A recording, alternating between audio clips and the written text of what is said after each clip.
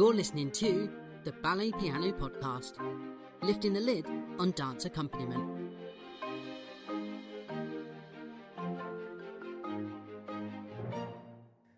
Hello listeners, and welcome to this episode of the Ballet Piano Podcast. My name is Chris Hobson, and in the room with me today is Mr. Matt Gregory. Hello listeners. And going back in time like it's 2020 and Zoom is king, in front of us, all the way from Rome, we have Andrea Marcelletti. Hello, Andrea. Woo! Hello. How are you doing? I'm good. How are you? I'm all right. Are you all enjoying your summer vacation, I presume? Yes, let's say so. Good. But you're at home in Rome now, not in the USA? No, I'm in Rome, back to my parents' house, which is not amazing, but you know. You say it with a smile, you're like the silent assassin. So Andrea is currently an artist with Sarasota Ballet and has previously trained in Rome, and then we came across each other at a school in the Western Hemisphere, didn't we? Back in 2015, 2016, when Andrea was a student. That's when we were all a lot younger. So, Andrea, we're going to talk about your career in dance so far, but also what influence music has had on your career, because I know, and Akiko and Matt both played for you, that will back you up, that you were definitely one of the more musical dancers and appreciated music more than a lot of people that we played for. Yeah, definitely. You certainly appreciate and know a lot. More if I had no idea what was going on, I'd just have a little glance at you and you'd be like, give me semaphore, like, this is what it means. I'm like, fine, we're on the same page. We've got a story like that coming up later. Oh, okay. But it's all right, you didn't know. Right, so Andrea, tell us, how did you get into dance?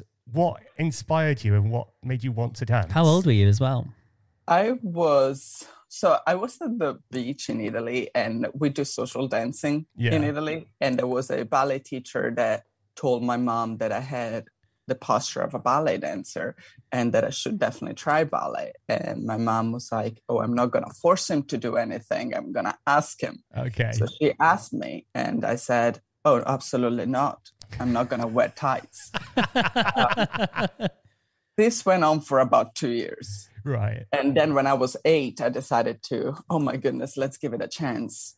And the rest is history, I guess. And that was it. So you started off, what, a local school, was it, for training? Yeah. Fun fact, I still do not wear tights. Even in company class, I always wear shorts. You never see me in tights. Unless you're at school. That's true. Unless you're in school and you have unitards. Oh, yeah, it's unitard. Okay, yeah. What was it? There's a T-shirt. I can't remember. Somebody made some T-shirts and merch a while ago that says "Real men wear tights." Oh, yeah. That was a thing a while ago. That's on one of these dancewear things. It's like a long time, like 10 years ago or something like that. Anyway, sorry, we stray off topic all the time, don't we? So you started local ballet school, 8 years old, not wearing tights. What was the music that you danced to? Was it all on? Was it CDs and tapes? That one was a CD music, and to be honest, to a local ballet school, I had a really good training and I had a really good teacher, but the were teachers, they actually had no idea about music. Right. So I was really lucky. So at least I had good music from a CD. And then, how old were you when you first got the experience of dancing to live accompaniment, and what was it like? Did you feel happier in dancing? Did you enjoy it more when there was a pianist there? What was the difference? Can you remember? I was 13 and I joined a high school that takes care only of ballet. Okay. And it goes alongside the academy in Rome. And I had a fantastic teacher, a ballet teacher, and he was partnered with this fantastic pianist that was also a music teacher. And now she is not in Italy anymore. As a matter of fact, she plays for the Paris Opera Ballet School. Right. So she was brilliant. Yeah. So when we were studying music with her, we didn't only study solfège. We also studied this weird subject that we had in school, which is music applied to ballet. Okay. So it's basically what a ballet pianist does. Right. So we were going through the class, the exercises, and what musicals time signatures would go with the specific exercise, the speed, bars, and how to make things, how we call it in ballet, square. Square, yeah. And so it was very interesting. And then our exam were a lot of fun because you had to pick from like a box 3 little papers, and one was the exercise, one was the possible music signature, and one was a theme of the exercise. Right. So that was more of a ballet way. And then you had to create the exercise and sing it to the pianist, and the pianist would play the music that you basically told them to. So if you were good luck. That's quite... So you were what, 13, 14 when you were doing these sorts of things? 13, you started learning 14, this? We did this, yeah. That's really That's cool. Wicked. I didn't know that. That's a really cool way of teaching musicality and music understanding for dancers. Yeah, it was really interesting because, when you're 13 and 14, you don't find very comfortable in singing. Yeah. I know some 54-year-old David who don't like singing.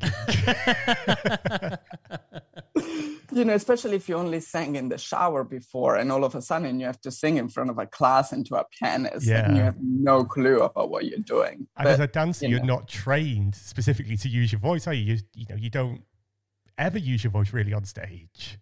Never. Never used my voice on stage so far. Not yet, yeah, but you're still a baby in the grand scheme of things. I am. You look so young. So you're 15, 16, you auditioned presumably in Italy, was it, for the school in the Western Hemisphere? I do audition in Italy when I was 15 for the school in the Western Hemisphere, and fun fact, I actually did not really audition. It was just like a masterclass type of thing. Uh-huh. And then the director of the school back then decided to offer me a place for the year. So then you came to London. That was what? Can I work this out? Was it 2015 that? I came in September 2015, yeah. I'm good with this. So when you were in Rome, I'm blowing my own trumpet. Nobody else will do it for me. So when you were in Rome, recording stopped. We had the same pianist recording in progress for all of the classes that you were doing, yeah? Or did you have different musicians, or was it predominantly the same pianist for everything? We usually have the same pianist that gets along. Basically, teacher and pianist gets partnered up, and then you stay like that for the entire year. When it comes to repertoire, for example, so variations, the variation teacher was paired up with another pianist. Okay. So you had a different pianist from class, but every time it was variation, you always had the same pianist. Right. So then when you came to, I nearly said the name of the school then, the Western Hemisphere, and you'd got a team of 4 or 5 musicians or whatever, did you find that altered your training, I suppose, because you got, sometimes different musicians coming in each day? Was that... I wasn't really affected by it. Yeah. It is very interesting. It's the same idea for a ballet dancer to change teacher.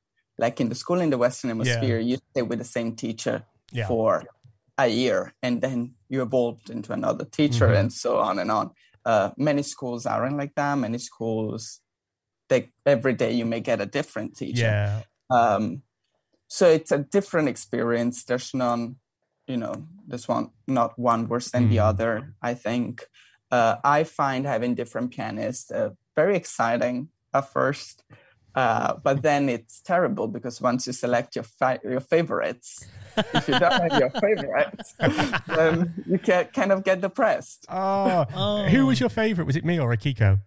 You can say what you want because she's not here. She's at work today. And she won't listen to this. And I won't get offended. You're putting him in trouble. Don't say that. That's like choosing between your left arm and your right arm. Well, if you're left-handed, you choose your left. Yeah. Let's say it was Hugh. Because you had a sense of humor that he also made me laugh. Because I always said he's capable of playing the most romantic adage or anything, and his face was always so annoyed by life. That's true. I didn't realize I was showing Matt a picture somebody took of me playing. Do you remember recently? I was like, you look so bored or angry or grumpy when you play. I think I've realized I've got a proper resting bitch face when I play.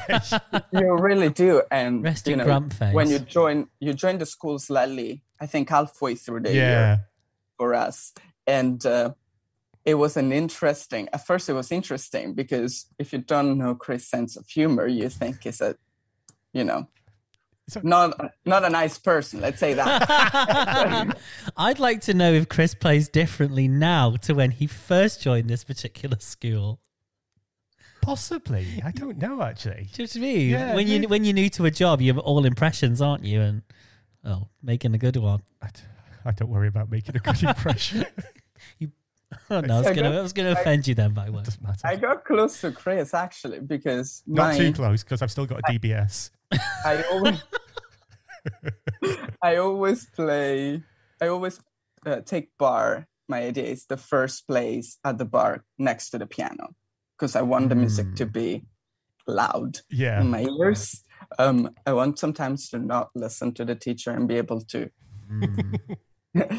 go into the music. And so that's what I did. And it was during I think one class that Chris was enjoying his book way too much behind the piano. Enjoying his what? Book. His book. And the teacher had explained the exercise. I'd given him all the information he could possibly have and beyond. And oh, no. And then he says, and in Chris's eyes for the first time, they were not bored. They were actually, oh, shoot. What are we doing? Can you remember what year group you were in at the time? I think I was second year. Okay. It was either second year or the end of the first year. Okay. It was always with the same teacher for us. Yeah. Sorry, this is getting a bit if you know, isn't it? Let's go. Exactly. But yeah, it's good, I think, to know. You don't have to have a music knowledge, I believe, as a dancer, like the one of a pianist. Yeah. But you do need basic music knowledge because you work on music. Yeah, basic musical understanding. Like, you have to know time signatures, you have to know speeds. It's funny that it's a topic that came back to the podcast multiple times. Steadier is not a speed. Yeah, steady is not a tempo, yes. Yeah. It's like, what is going on? Just slow, you try to give him a little bit. And I think, if you don't know the meaning, the terms, you can actually sing it, which is much better. But you actually avoid the pianist to come up with a melody or something. Sorry, the dog's now barking. Or just even just use your vocabulary. Just, if you say, I just want a little bit of breath. You might get some people who will roll their eyes at you, but all you're trying to do is pass, as a teacher, you're just trying to pass over information, aren't you? We're not, pianists are not, knowledgeable about everything to do with ballet, and most of us wouldn't I am. Well, apart from that. But, most of us wouldn't ever say we were, so you've got to communicate in the best way possible. Just before we take a break, I just wanted to ask you, do you remember, because this is one that came up semi-recently, we were talking about assessments. So you did many assessments while you were at the school in the Western Hemisphere. What was that like? Because I don't think I've ever asked a student. What was it like from a student's perspective with the teachers setting the exercises and the pianists eventually after a few days coming up with, okay, right, this is the set music for the exercise. What's it then like for you guys as dancers for just then? Is it just solely focusing on the performance and the technique? Or, what's it like, not having the different music and the different musicians day in, day out? Is it, is it good or bad or indifferent? I think it's good because it's, I connect assessments to performances, during performances, the music doesn't change. If you're doing Nutcracker, good luck. You're going to have Nutcracker for how many shows you're going to do, but there are certain things of that Nutcracker that you discover every day a little more, and every piece,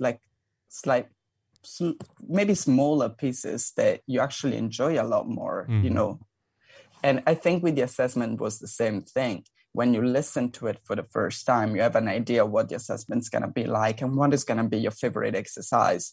But then because you practice it every day and with the same music, all of a sudden something clicks and you have, that gorgeous von Slati Habanero for a fondue. Because it's you've always enjoyed, but it wasn't anything special. But all of a sudden, it becomes your favorite exercise. Yeah, well, because then I suppose it's like use the Nutcracker as the example. You're at your 80th performance of Nutcracker in the Christmas season, but you're listening to it either with tired ears or with fresh ears if you've had a few days off, and then you suddenly discover a slight counter melody or something slightly different in the orchestration that's not in the piano reduction that you've never noticed before, and then you discover something new. And the same for assessment preparation. You know, the way that a pianist plays, you stop just listening to the rhythm in the left hand and the melody in the right hand, and then you start to sort of like discover all these things going on in the middle. Yeah, I like the fact that we organize our assessments that way. Yeah. Because assessments are really, as a student, it's a really stressful time. You know, all the work that you've done in like a year, it's in that hour. Yeah. So good luck. So to have a music that you feel comfortable with, it's amazing. You can follow the podcast team by visiting the social media channels. Search for Ballet Piano Podcast on Instagram, Facebook, and Twitter for up-to-date information and content about the podcast.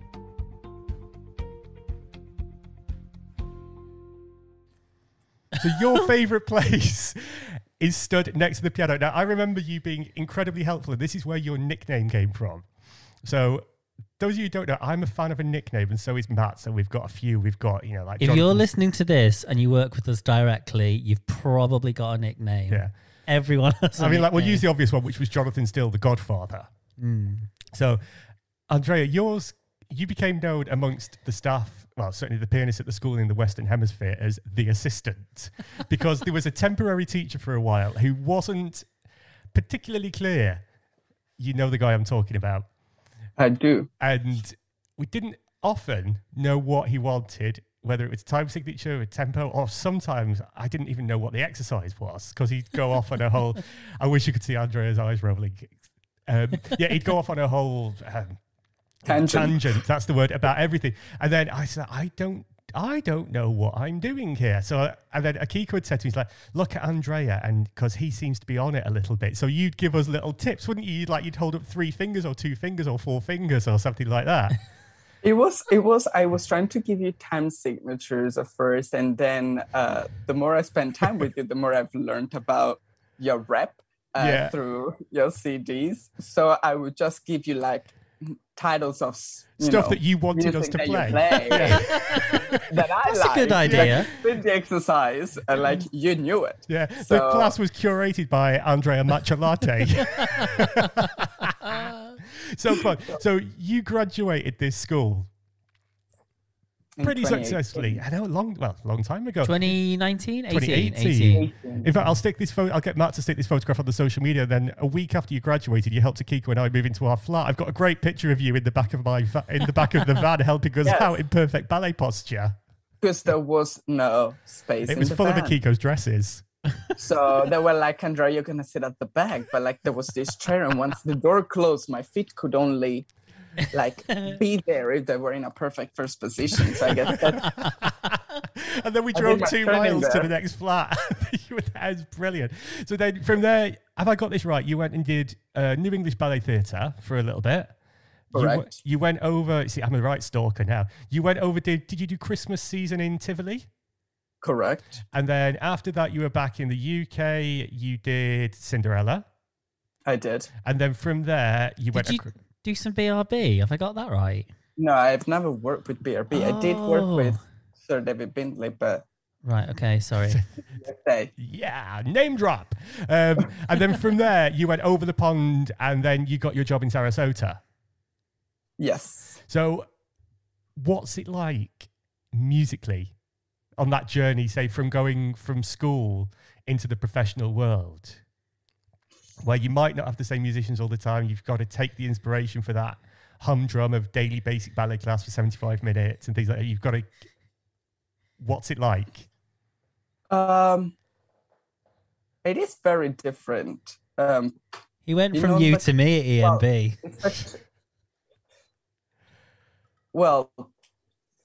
The teacher, like, is not a teacher anymore. It's a ballet master. Yeah.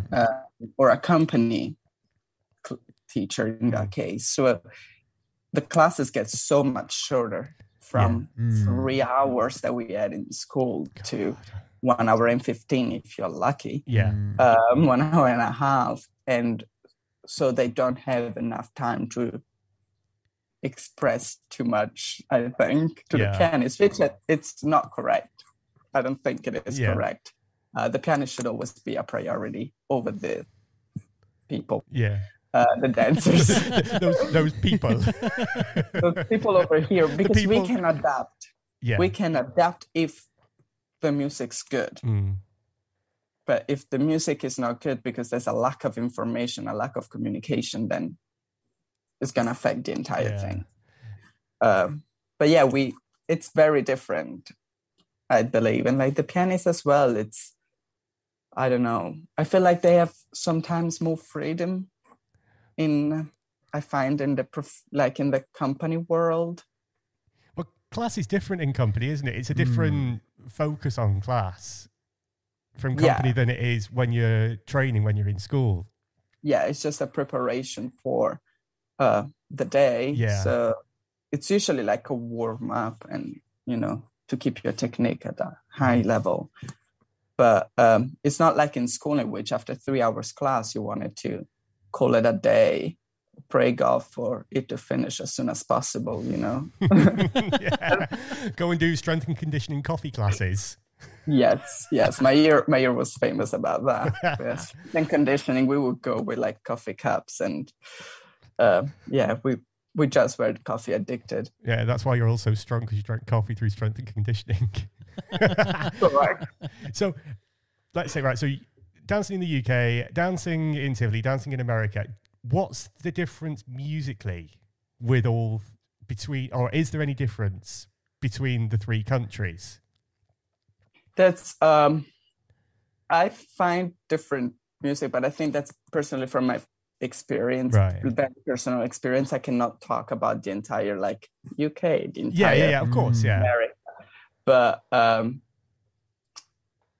in America, we do have a pianist from Armenia, so we tend to have a lot of classical works and classical, which by the way, with a lowercase c,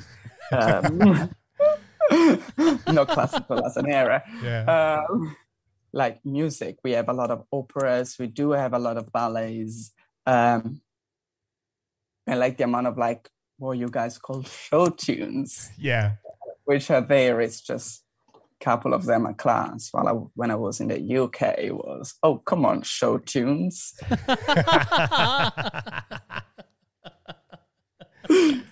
How many show tunes is too many?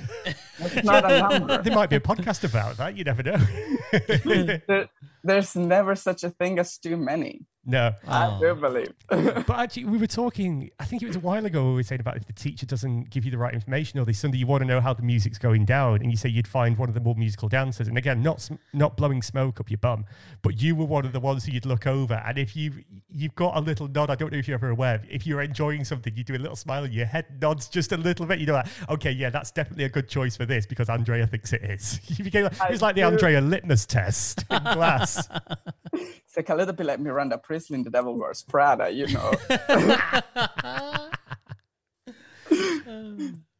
And if I curl my lip, that's... Did you remember? I remember it. You might remember it. There was an assessment where you guys had to come in to the Swan Lake Polonaise, so you all had to come marching in through the door into the all marching in like little soldiers and then lining up. It was really something to behold. Whose idea was that? I think, Matt, as a matter of fact, I think one day you actually came to play for us and we were playing the assessments. And this is not Pas de Deux. No, this was. I've played entrance music for Pas de Deux as well. Yeah, no, this was ballet class. Right. Oh gosh. Okay. I remember that. I think it was you that came to play because someone was sick. I don't know if it was you, Chris, or so. Anyway, that could have been school, and they had no clue. Because what's going on. Was tapped because you guys all came marching in like soldiers to a Polonaise, and then you went straight into a Port de Bras. That was it. Yes, that was it. It was. I found my notes from that the other week. And from a pianist point of view, you come in the studio and all this, all your classes there, and all of a sudden they all leave. Was it something I said? You got out of the door, and you were like, "What's happening here? What's going on?" So, right, what is your favourite, if you could pick 3 favourite tunes that you do for adage, what would they be? 3 favorite. Because I want to know about your sort of, what you enjoy musically and if there's a reason why, if there's any correlation between them. I mean, I do like, you mean like title music? Yeah, any music, classical, cinema, opera, jazz. I do like for adage, some good cinema or some good, like, not gonna lie, pop hits. Like a Frank Sinatra there, you know, as well. That's good. But I do like also, it depends from the adage, because once you play out your craze, we play for one of our classes in adage in Center, Manon Act 3 Padade. Yes. That was brilliant. That's unusual to get classical repertoire out of me in a ballet class, isn't it? I know. And, you know, if it's like you do some play Spartacus when you don't want to mess with our heads, and you do the preparation for Spartacus, but then you play Lawrence of Arabia. Yeah. Yes, that's what it does. What were we just saying? Oh yeah, we were talking about introductions before we started recording this, and we said, I think I usually keep my introductions very clear and very safe. You just proved I don't. Well, there's also like, this is like for people if they listen to your CDs too. There's famous James Bond Grand Man, which is brilliant, but the introduction, like, you better be musical. Do you remember we did that for a different, sorry, this is very assessment heavy at the moment. We did that for one of your assessments once. Do you remember the teacher who shall not be named, who was not a psycho in any way, set the exercise because it was a free class? He wasn't a psycho, I'm joking. Right. And he didn't know what I was going to play. And I just kicked in with the James Bond. But I think you guys were aware because we'd done it before. So the kids all knew the introduction. Well, once you know the pianist, you know, sorry, Matt. Once you know the pianist, you can easily follow what he's doing. Fun fact, the teacher did not know the pianist. So sometimes the teacher gets in the way of that rapport between dancer and pianist. If they just let you get on with it, you know, the dancers are so acutely aware of a lot more than they're given credit for. I think, you know, sometimes we just have a party without the teacher. You know what? Yes. It's jealousy. Nobody comes between us. So, as we record this, you're on summer vacation, but what's coming up when you head back to the States in the autumn or back end of summer? So we do have I think it's 5 weeks preparation from July 11th. And then we head to New York to the Joyce Theater to perform a triple bill, Sir Frederick Ashton's birthday offering. Yeah. Sir Frederick Ashton's Barry Capricci, and a new ballet by Jessica Lange. And then we come back to Sarasota and we start with the season, which is an amazing season. Go on, what's in the season? What do we have in the season? We have a total of 5 company premieres, like brand new choreography. We do Sir Fred Rhapsody, Les Patineurs, Facade. It's back Facade. I danced Facade and I had so much fun with it. The music is just brilliant. That's a wicked season. That's brilliant. It's really nice. It's absolutely brilliant. I'm really excited. It's not often you get so much cool rep and stuff to look forward to. There's always usually like 1 or 2 highlights, isn't it? And then it can be a lot of filler sometimes. No, we do have we have La Sylphide as well. So like full length.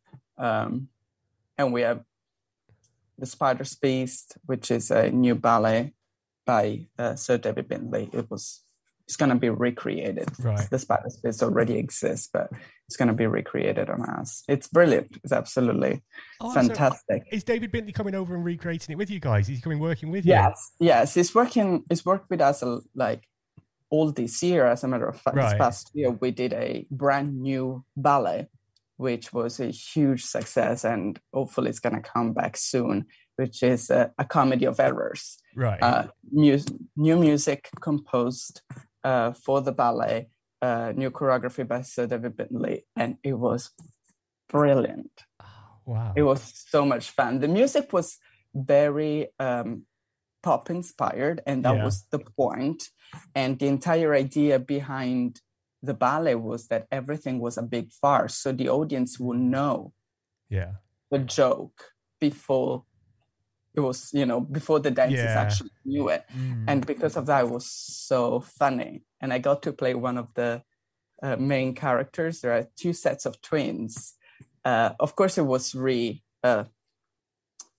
reset in from Shakespeare's era to actually the early 2000s. Right. And 2 sets of twins, the 2 sets from Ramsbottom, which is a city near Manchester. Ramsbottom, just north of Manchester, near Bolton and Bury. Ramsbottom. All right. And the other set is from Ibiza.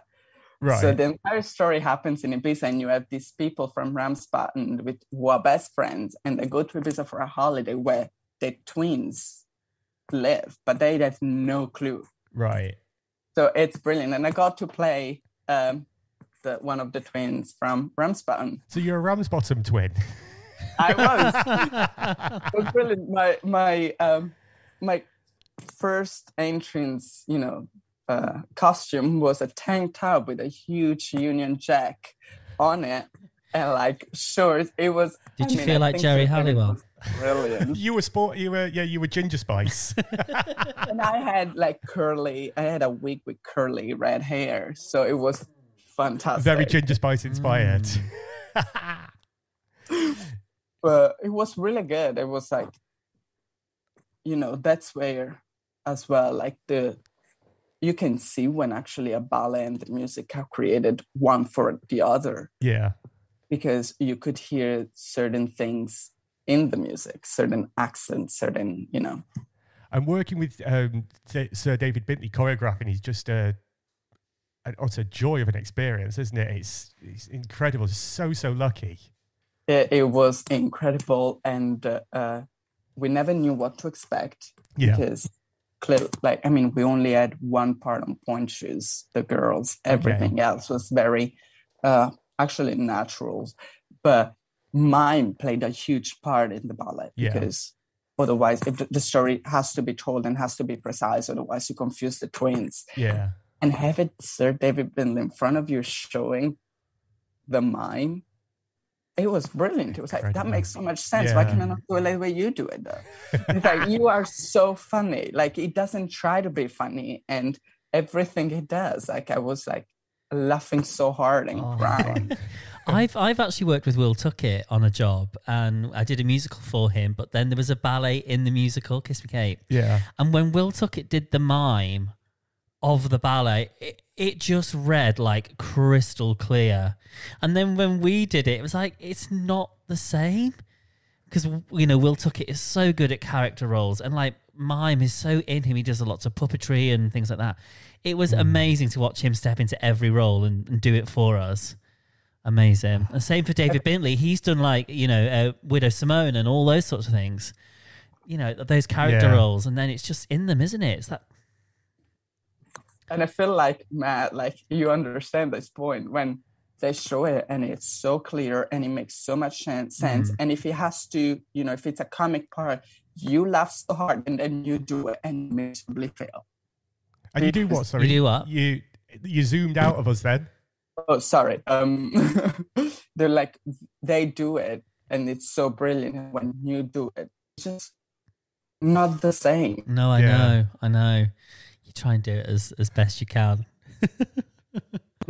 Exactly. You try to act like they do, but they have it naturally. Yeah, it's so true. They really do. And when Will Tuckett, when we were working with him, and he would demonstrate it a couple of times, he would do it slightly different every time. The movement was the same when he was pointing at the wedding ring or whatever. The movement was the same, but it was just a little bit different, but it always read. It was just amazing. But we work with our associate director a lot, and she has she says this, which I think is so true and it's so brilliant. Try not to think about the mime too much. She always makes you focus only on the face in the front. And then she says, rely on the music. The mime and the jokes are in the music. They're not in your body. That's really good advice. And if your character's nailed, then there's motive to do the mime, and then it all will make sense, hopefully. Hopefully. Well, listen, Andrea, before we wrap up, we've got a couple of questions for you. If you've listened to the other podcasts, you'll know what they are. I do, and I've been thinking about one. Don't think. Oh, okay, right. So go on. I'm going to let Matt do them because Matt's got the piece of paper. I always do the questions. Number 1, what is your absolute career highlight?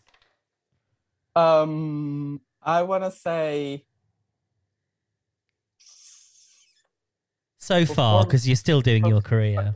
Even though I've had many, like this season was brilliant, this past season, but something that stayed with me, it's the Rex Progress by Damien at the Ballet performing that ballet. I had the luck to perform the Dancing Master, which is the most challenging role technically wise, and it was extremely hard. And the Man with the Rope, which is another challenging role in a completely different way. And I had to do the matinee of something and the evening of the other. So it was a very challenging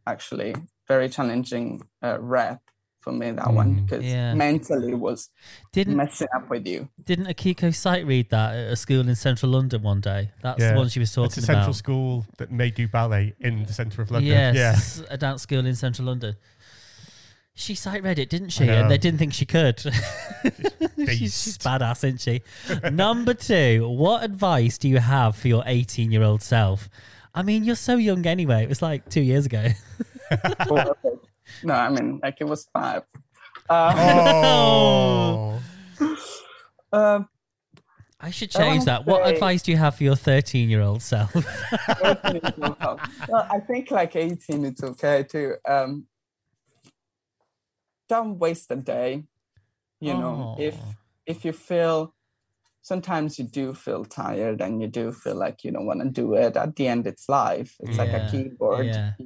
To make a melody, you need the white and the black keys. You can't only play with one set of keys. So do not waste a day and about thinking about that bad day. Just live through the bad day, do whatever it's possible, and carry on.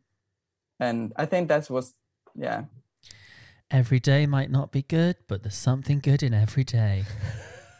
It's true though, isn't it? I'm going to voice note you when I'm having a really bad day and I want some of this positive inspiration back. Not just a load of effing and jeffing on the WhatsApp voice notes.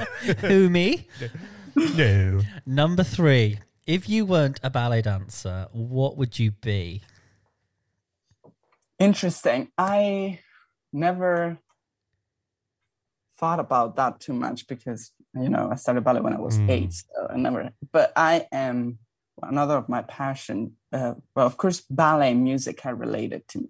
So like, I cannot say like a musician because I feel like I know music because of ballet. So then the other passion of mine is space. So I wanted to be an astronaut. Yeah. Wow. I didn't know that. Yeah. I still like, you're getting Fly Me to the Moon next time. To space, you know. Next time you're in London, if one of us is playing your warm up, it's Fly Me to the Moon, okay? David Bowie, Spaceman. Elton John, Rocket Man. I love that song. I love Life on Mars. Life on Mars, yes. I do. It just makes me, you know, like when I drive and that song plays, I just blast it up and sing it like screaming, you know. Sing like no one's listening. Well, hopefully nobody's listening. I'm in my car, but also I'm so loud that probably everybody does.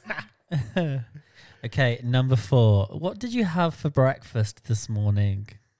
Oh, fun fact. I have not had breakfast. So I'm gonna, okay.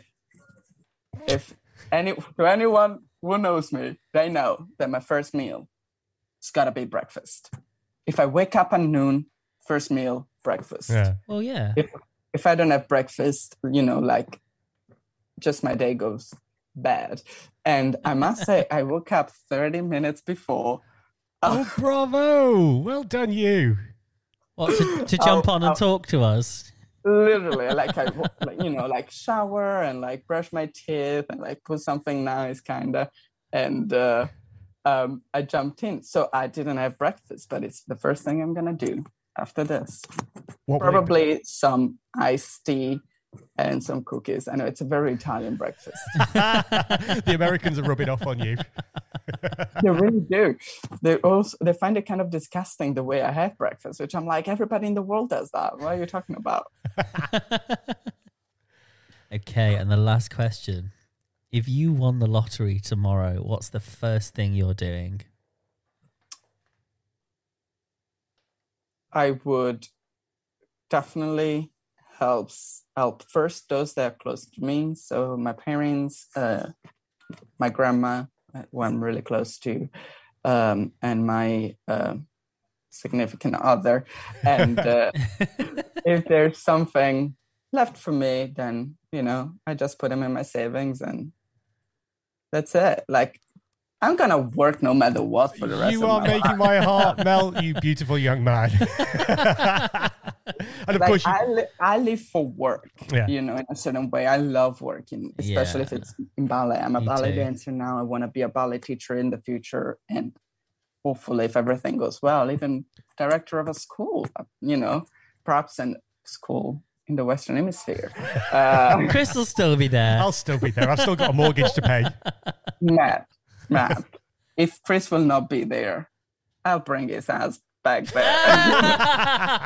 Him and I kick it together, Can my ass come too? Yes, Matt, you are invited too. Okay, arse applications, please send them to Andrea. I'll be like professional. I mean, do I know this person? No. Okay, I'm gonna call for teaching this friend of mine. I work a lot on loyalty and I'm sure that's what they all do. Yeah. I'm Andrea Swipe Right.